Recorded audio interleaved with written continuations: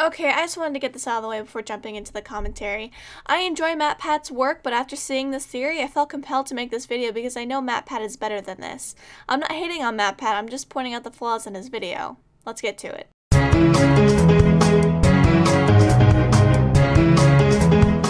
Skipping the intro and straight to the actual theory. But in the world of Undertale, their origins are a big question mark. All that we really know is what's given to us by a shopkeeper in Snowdin, who explains that Sans and Papyrus, quote, just showed up one day and asserted themselves. Weird, right? What's more is that, while Papyrus is just kind of the goofy sidekick, Sans is much more complex. Sure, he likes fart jokes, but he's also incredibly powerful and deadly serious. Not only is his boss battle the hardest in the game, he's one of the only characters to have knowledge and power over space and time. He often takes shortcuts around the world through ridiculous routes, even walking through walls. He also acknowledges that he's only one of infinite versions of himself, making self-aware commentary of the various timelines that you've played through in the game. He can even count the number of times he's killed you. He acts like an arbiter in this world, passing out judgment on the player's actions in the game, even explaining the secrets of EXP and love, or execution points and levels of violence, just to clarify. In short, he just doesn't quite fit in with the rest of the world of monsters. Alright. Sans can't actually control time like Matpat is saying here. Yes, he does have his shortcuts, and that could be considered control over space, but he simply researched the other timelines and their anomalies, and he was very knowledgeable on the subject.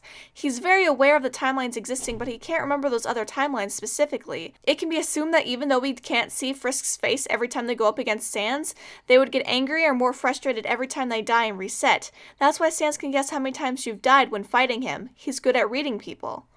Well, the idea that he doesn't belong in Underworld seems to be correct. The evidence seems to point to the fact that he was, in fact, formerly a surface dweller. In the true pacifist ending of the game, as the group looks out onto the horizon, Papyrus asks Sans about the giant ball in the sky. Sans says, quote, "We call that the sun." This is important because A, the usage of the word we and knowledge of the sun shows that Sans has a kinship or knowledge with other humans, and B, that despite he and Papyrus both being skeletons, are supposedly brothers, and apparently appeared in Underworld at the same time, they clearly have two very different histories. While I'd hate to bring in hypotheticals, I'd like to bring up the possibility that Sans has lived on the surface when the monsters were still living there before they were forced underground. Sans could have been very young when this happened, and Papyrus wasn't around yet to know what the sun is. Granted, that would call into question Sans' line about calling Toriel an old lady, but it's not an impossibility. There's also the fact that Sans is, again, very knowledgeable in general and could have learned about the sun elsewhere. Here's another point about appearing in the underground and them showing up one day. While the shopkeeper's statement is a bit vague, the underground is a big place. There's a huge city that you don't get to visit on your way to fight Asgore. What if the brothers moved from somewhere else in the underground? That could count as showing up one day and asserting themselves. Snowdin is very far away from Asgore's castle, and it's very likely that everyone in the underground does not know each other, as shown with Toriel and the rest of Frisk's friends in the pacifist run. Heck, Papyrus doesn't even know that there was a queen at one point before Toriel left Asgore. We get further clues as to Sans' origin as we hear him say multiple times that he wants to go home, or go back. He says as much during his dinner date scene at the Metaton Hotel. He notices that the player must want to go home and says, quote, "I know the feeling." He then continues, "Maybe sometimes it's better to take what's given to you," as though he ended up in Underworld by accident. And in a genocide run during his boss fight, he says, quote, "Look, I gave up trying to go back a long time ago," end quote. And before you say he means going back to the surface world, that's clearly not the full story. His very next line of dialogue is, "And getting to the surface doesn't really appeal anymore either." Key word here is either. Yes, he seems to hail from the surface and wants to go back, but based on his dialogue, he no longer considers it his home. It's as though the surface world he once knew is gone, as though he's from a different time. The main problem is that Matpat takes Sans' statement completely out of context. Sans wants to go back before things went to hell, that is the genocide run, but he's given up because he's lazy, as shown many times that he is a lazy individual. Giving an explanation to the "take what life gives you" line, he's very aware that there is a timeline where things don't go to crap, but he's stuck with this one and he has to roll with the punches. After some searching, you find the workshop, which contains items that leave even more questions. A photo album featuring Sans and a bunch of smiling people you don't recognize, a badge, blueprints with illegible handwriting, and a broken machine hidden behind a curtain. In the latest update, one more detail was added, a hand-drawn picture of 3 smiling faces with the words, "Don't forget."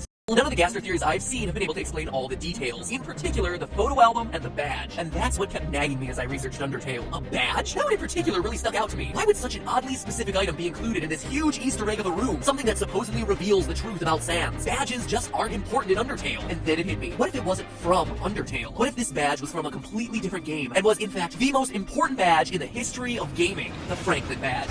So I asked myself, what if the badge in Sans' drawer was that exact badge? Well, first off, it made Undertale connected to my favorite game, thereby making it even cooler. But that's still a pretty big logical leap. It needed more. Let me tell you, as I started looking, more and more pieces started to fit into place. At the end of Earthbound, you're given a photo album covering your adventures throughout the game. To me, it's one of the best, most satisfying endings in gaming to look back on your journey in picture form. And what does Sans happen to have in his other drawer? A photo album filled with pictures of Sans with people you don't recognize. Of course you don't know them. They're not characters present in Undertale. The photo album could be explained away with its of people he worked with when studying the timeline or other monsters in the underground. Sans is the kind of guy who knows a lot of people. The badge assumption here also bothers me. We can't make the logical leap that this is the Franklin badge because there are other kinds of badges out there, and the one that makes the most sense would be a security badge or simply a name tag. Unless Sans was studying timelines on his own, which seems very unlikely because his photo album is down here in the room away from Papyrus. And note the word that's used here. People you don't recognize, not underworld monsters. They are sentient beings that act pretty much like humans do, so calling them people fits them. While not the first definition, Merriam-Webster defines people as a body of persons that are united by a common culture,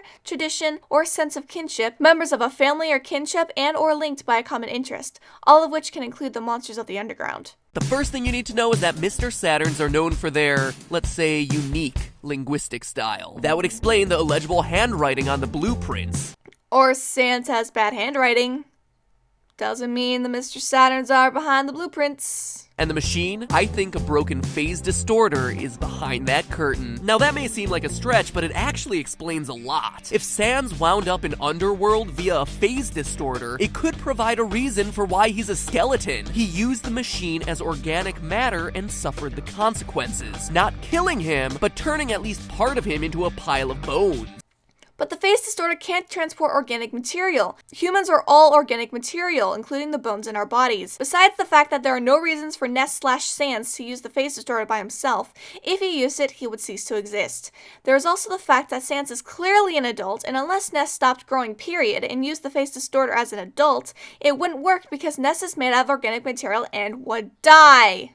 But the crossovers between Earthbound and Undertale continue. When you speak to the Apple Kid at the end of Earthbound, he's blown away by the astronomical odds of Ness overcoming Gygus, saying that he's going to continue studying the trait called Courage in order to harness its power. Seems awfully similar to the same experiments happening in Undertale around the trait of Determination, no? Especially since so much speculation has circulated that Sans is a key player in those experiments. Or, you know, Toby was heavily inspired by Earthbound causing this game to exist in the first place. I'll touch more on this point later. But I'm sure you also want physical evidence, right? Well, don't worry, because I have plenty. During one of the endings of Undertale, we see Undyne and Alphys hanging out on the beach on the surface world, a beach that shares a lot of similarities to the tropical resort location named Summers that you play through in Earthbound. In fact, the geographic layout of the surface bears some striking similarities to the world of Mother. When Undertale's crew of monsters are finally able to reach the surface and look out over the Earth, they're met with a beautiful sunset falling across a landscape of a tall mountain, a large city, and a sandy area adjacent to water. Notice the sun's reflection to indicate water and a lack of trees in this middle section here, hence the sand. Well, in Earthbound, you have the big city of Fourside, complete with skyscrapers, which you reach via a desert that just so happens to be adjacent to some water, and to the east, the mountain in Onetz, where a meteorite lands on Earth. I always called it Onetz, but if that's not clear enough for you, Mother 1, Earthbound 0, Earthbound Beginnings, whatever you want to call it, it's had a lot of names, had a map laying out the same geographic landscape, a tall mountain to the east of a large city separated by a desert with all of it up against a coast. I don't know about you, but to me it seems like there's a definite connection between the world of Eagleland, again, unclear how it's pronounced, between the world of Eagleland and the surface world of Undertale. Or,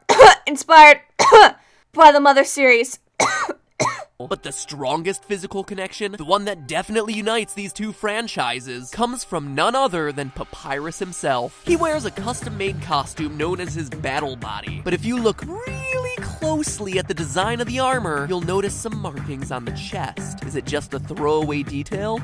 Oh no! That right there is an exact match to the ones that appear on the chests of Starman, the most iconic enemy of Earthbound. And look at the way he stands. I always thought it was awkward until I looked at the two characters side by side. Papyrus's curved arm and hand is a direct match to the curved arms of the Starman in the Mother series. Okay.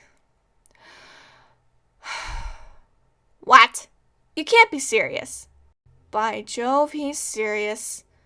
Let's break this down. Papin Sans made his battle body as a costume for a costume party. It did not exist prior to a few days before the actual game takes place. Papyrus is also more or less a human skeleton. We don't know what Starman skeletons look like, but two major flaws with this are that 1. Pap does not line up with a Starman's proportions. His head is too big, his arms are too long, and clearly has hands of sorts. The second is if we follow along with this theory, why would a Starman be with Ness in the first place? Starmen are minions of Gygus, so why would they stick around if their boss was defeated? Matpat never never explains this and just ignores how this could even happen. There's also the fact that Starman would know what the sun is, as they are aliens that came from space.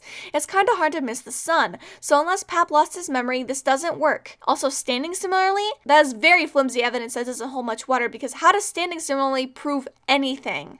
Also, Toby Fox just really likes Earthbound and wanted to put in a reference. Just because there's a reference to another game, that does not mean they are connected. By that logic, many games would be connected because of the popular indie games that reference them, especially Enter the Gungeon with its numerous references to many games. Brings us back to our initial question. Who is Sans? Well, what if we took it one final step and said that Sans happened to be Ness from Earthbound, sent through the phase distorter during a test of courage, carrying the Franklin badge and his photo album in his trusty backpack. Not only do all the items in the workshop suddenly fit, but so does Sans' behavior. Remember, Sans can seemingly teleport, and Ness just so happens to have the PSI ability to teleport. This line here is insinuating that Ness is a kid when he uses the machine and Sans is an adult. Did the face disorder just stop him from growing? Now look at the way Sans always stands. Hands in his pockets, directly facing the camera. It's a very similar stance to how Ness is depicted standing in most marketing for the game. Marketing? That's the connection? Besides the fact that poses don't mean a connection, as I just said, the marketing is not the game itself. It's not concrete evidence. It even explains why Sans bleeds when you finally hit him. He is, or at least was, a human. Blood is organic material. It's most likely ketchup as one last joke/gag before he dies, as he is a known drinker of ketchup and keeps some on him. He dies like any other monster you kill in the game. He dissolves into dust. How do we know? Because the sound cue that plays when you kill a monster in the game plays after Sans goes off screen.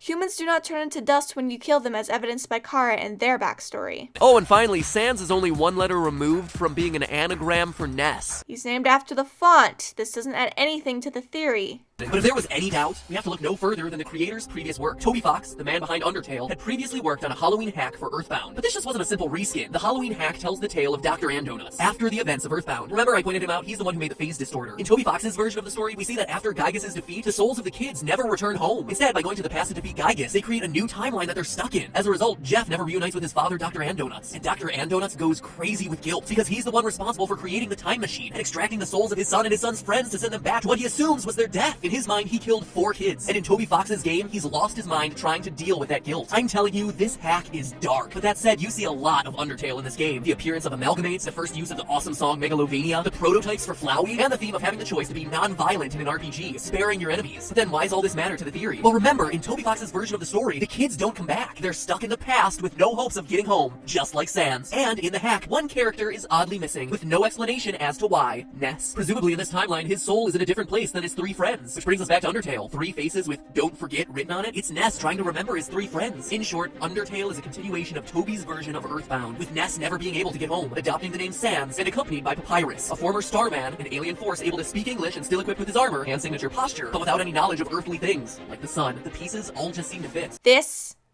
is a hack of Earthbound. Not actually canon to the game. Matpat said himself this is Toby's version of the game. It's not canon to the actual game. This timeline does not exist.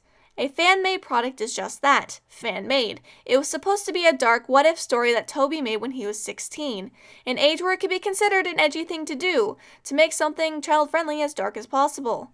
Toby doesn't even want to be connected to this work anymore. It was something he did as a teen that he's embarrassed by now, and not something he would connect Undertale with to Earthbound. I know I've written things that I would never want to be brought up again when I was a silly young teen, and wouldn't want to use them to connect any of my future pieces I create. This doesn't work as evidence. While there are similarities between the Halloween hack and Undertale, it's quite possible that Toby saw these things he did and wanted to reuse them. Developers reuse mechanics all the time in their games. Why can't Toby do the same without them being connected somehow? I'm stopping the video here because it's just end of video stuff. My final thoughts. Matpat, you're so much better than this. I've seen so much better crafted theories than this one that you've made. It feels like you spat out a theory because people were begging for it and it was half-baked in the process. You took things out of context, you had giant leaps of logic, and didn't even try to fill the holes that you littered throughout the theory. The evidence is very flimsy, and I hope your theory on Gaster that you're working on is better put together. This is the first theory that has made me agitated because of how blatantly you got things wrong and didn't explain yourself well. I ended up finding more flaws as I sat down to write the script. I know that Matpat does this for fun and these are not meant to be taken seriously, but even still, there were several holes in the theory that really hurts it in the long run. When the creator of the game itself doesn't like your theory, you have a problem. That's it from me. I hope I wasn't too nitpicky. This is my first commentary after all. I'm Brooke and I love your guts.